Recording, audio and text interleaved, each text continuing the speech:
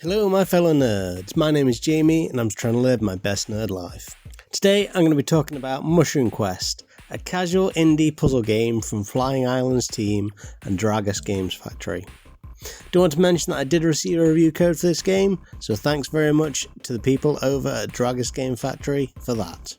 Well, let's get on with the review. Once every blue moon, an iconic game comes along.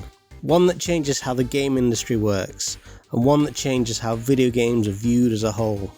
Some games like to stay within their comfort zone, never pushing the boundaries of their genre. Mushroom Quest is one such game. Starring a small purple and white mushroom, the player is tasked to overcome pitfalls, locked gates, and other obstacles. Along the way, you must collect all of the crystals in each level to progress. Each of the 30 levels are pretty well designed. There is not much the character can do outside of pushing blocks and picking up keys, but these limited abilities are combined to create some decent challenges. There is an unfortunate lack of content though. With no story to speak of in game, there is no real incentive to emphasise with the character. A short in-game dialogue box at the beginning of the quest would have been appreciated. Even if the character itself had a name, or at least something that would have gone a good way in enhancing the experience and made me connect with that character. I will admit though, I did enjoy the levels. The mechanics are introduced at a good pace, but it doesn't seem to get all that challenging until about level 10, which is 1/3 of the way through the content on offer. If there were more levels, I would have happily continued playing through. In total, it took me about an hour and a half in one sitting to get through everything. There are some levels where I had to restart and try again. This was because I either messed up the puzzle or died from falling into a pit. There were trapdoors I kept falling through because I timed my movements wrong. These were super annoying. They did add an element of tension though. The last level in particular definitely made me restart quite a bit. I will say that everything does seem to function well. I didn't experience any bugs or crashes, I didn't clip into anything or get stuck behind anything, which is good.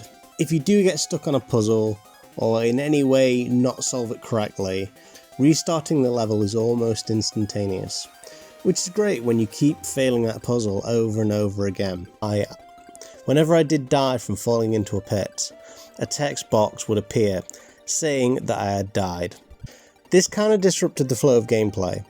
Why not just restart the level? Whilst the main mushroom hero is cute and well animated, everything else just seems to be a little generic and a little drab. The artwork itself isn't bad. I do actually think that the artist who created the art assets is talented.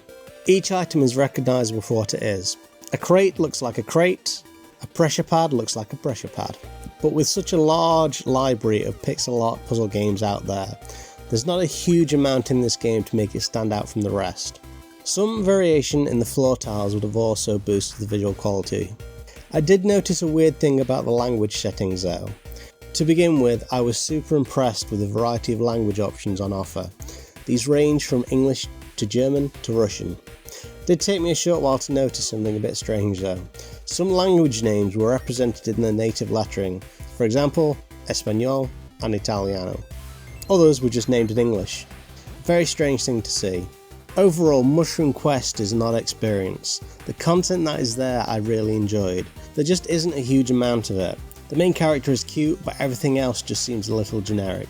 Having said all that, there are much worse ways to spend your money, especially as the game is less than £3. If it's on sale, even better. I'm not entirely sure that I can wholeheartedly recommend this game, but if you have a few Nintendo Gold points laying about, then Mushroom Quest is a decent way to spend a few hours. Although after you've played the game once and you've figured out the puzzles, there isn't much replay value. In any case, let me know your thoughts about Mushroom Quest, other quests involving fungi, or anything else Nintendo for that matter, below in the comments. As always, if you like this video then comment, like, share with your friends, and if you want to see more videos like this, then don't forget to subscribe. Thanks for your time.